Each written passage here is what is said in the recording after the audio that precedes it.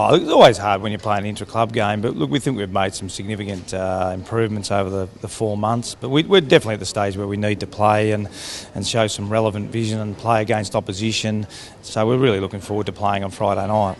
How do you attack the NAB Cup? Probably fair to say that Sydney didn't have a great record in the competition. Is it a different mindset you play a stronger team at a club that's coming off a pretty poor year? Yeah, well, I think most of the time in Sydney we sort of played in finals, so you have less preparation, but certainly from our point of view, the majority of players are really ready to play, and you've got a new coaching group obviously as well, so we're ready to see them play.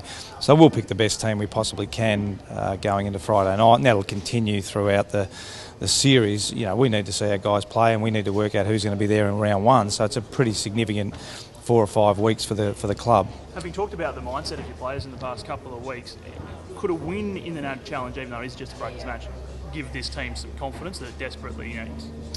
Oh, I think that's why they're so important. You know, we need to compete as hard as we can for as long as we can, and be, you know, there's going to be a really fine balance between being really positive with the group and showing stuff that they're doing really well, and then obviously showing stuff that they're struggling with. So that's why I think the 5 weeks are really significant. Probably less about wins and losses, but it's more about momentum. You know, if other teams kicking 3 or 4 goals, we don't want to blow out the 7, and yes, there's going to be little wins along the way, and obviously some losses.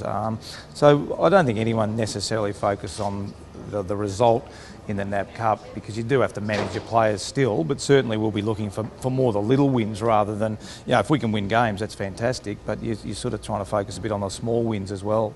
Jack Watts was a bit crook-roozy the other day. He'd be right to go Friday night? Yeah, he turned up this morning. We had 3 of them. I think Jack Trengove didn't play, young Jaden Hunt and Jack Watts, so there was sort of 3, so they didn't play, but all reports, they all turned up this morning and all did varying degrees of training, so I think they should be fine.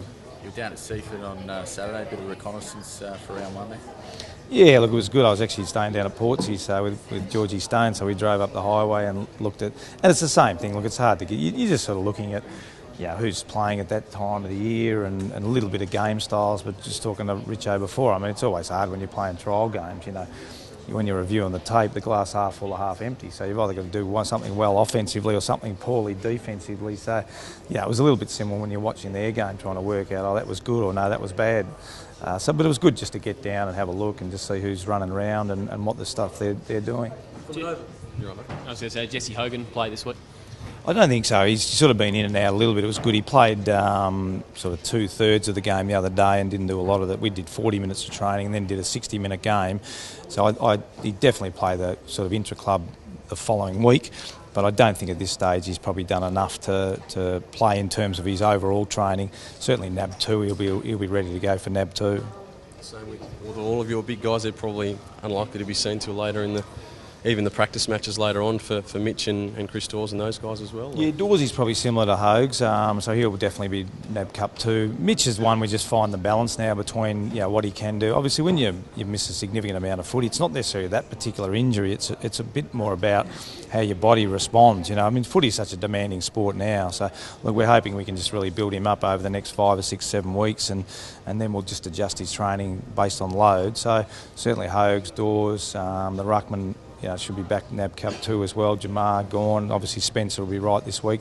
So look, our forward line's going to be a little bit undermanned this week. We'll have to sort of manufacture smaller forwards because we haven't got a big forward line certainly. So that's probably the one area we know we'll struggle in going into the game. From an overall perspective, have you made the progress that you were hoping for in this time that you've been in the club now?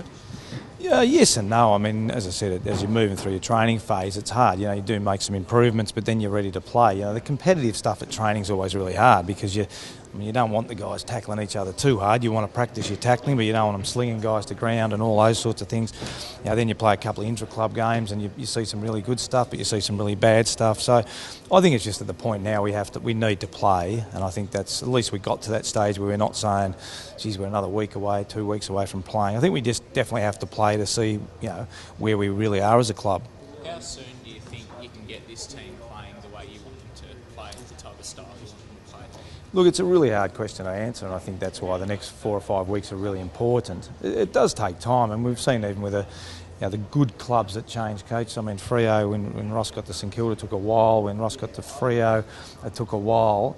Mick to Carlton does take a while. So look, I think we'll have a much better idea of this particular group and this particular list. Once you get to the middle of the season, when you've seen them play for 10 or 11 weeks, at that stage I'll have a better idea of who's capable, and maybe at the end of the year who we need to sort of move on and bring other guys in. And how are you feeling now that you've had a summer back into it? Does it feel like when you sort of started at Sydney, there's sort of butterflies there and that sort of hunger's back? Oh, look, definitely the hunger's back. I'm really enjoying it. I guess that was one of the real concerns going into it. Where I was sort of halfway through the year and where I got to, the last hurdle was, I hope I don't get to training and think, what am I doing? So I haven't had those thoughts, which has been really good.